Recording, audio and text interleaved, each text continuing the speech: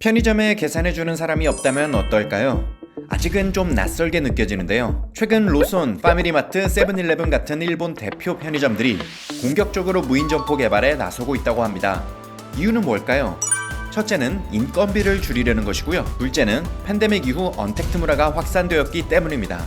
제일 먼저 나선 것은 로손입니다. 일본 최대 상사인 미쓰비시 상사가 2017년 로손을 완전 자회사로 만들면서 무인 점포 개발에 착수했죠. 로손은 무인 점포 시스템 개발을 위해 파나소닉 등 17개의 글로벌 전자 및 소프트웨어 업체와 손을 잡았습니다. 그래서 탄생한 것이 로손 이노베이션 랩입니다. 이 랩에서 만든 기술 중 하나가 로손 스마호 레지입니다. 스마트폰으로 바코드를 읽기만 하면 계산대를 통과하지 않아도 자동 결제되는 시스템이죠. 이 기술은 현재 약 100개 점포에 도입되어 있습니다. 로손 이노베이션 랩은 이외에도 다양한 기술을 실험 중인데요. 그 중 하나가 전자태그 인식 시스템입니다. 이걸 이용하면 어떻게 로손에서 계산을 하느냐? 전자태그가 붙은 상품을 자동인식 기술이 내장된 전용 에코백에 넣습니다. 그 상태로 무인 계산대를 통과하기만 하면 됩니다. 스마트폰과 연동하여 자동 결제되거든요. 로손은 후지스 그룹과도 손을 잡았습니다. 화상인식 기술 개발을 위해서였죠.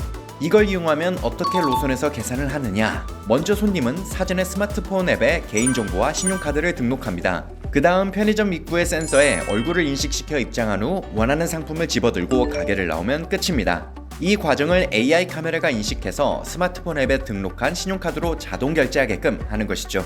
그런데 전자태그 인식이나 화상인식 기술은 비용 문제 등 상용화에는 아직 많은 문제들이 산적해 있습니다. 하지만 로손은 이 프로젝트에 큰 기대를 감추지 않고 있죠.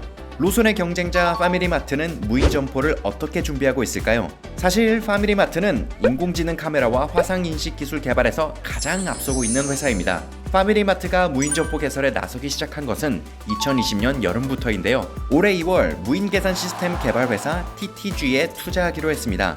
TTG가 어떤 회사냐 하면 일본 최대 철도 회사인 JR 동일본 그룹과 IT 벤처 사인포스트가 2019년에 설립한 벤처입니다.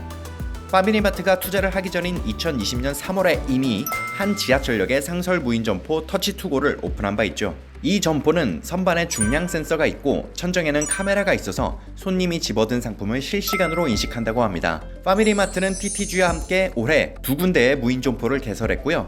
다른 철도 회사로부터 역내 무인 점포 개설 문의가 들어올 것으로 기대하고 있습니다. 일본 편의점 업계 1위 세븐일레븐은 무인 점포를 어떻게 준비 중일까요? 세븐일레븐이 주목한 요지는 고층 빌딩입니다. 빌딩 1층에 편의점이 있는 경우 고층에 근무하는 회사원은 힘듭니다. 1층까지 내려가야 하니 너무 번거롭죠. 세븐일레븐은 이 번거로움을 해결하기 위해 고층에 위치하면서도 지갑 없이 구매 가능한 소형 편의점 개발에 집중했습니다.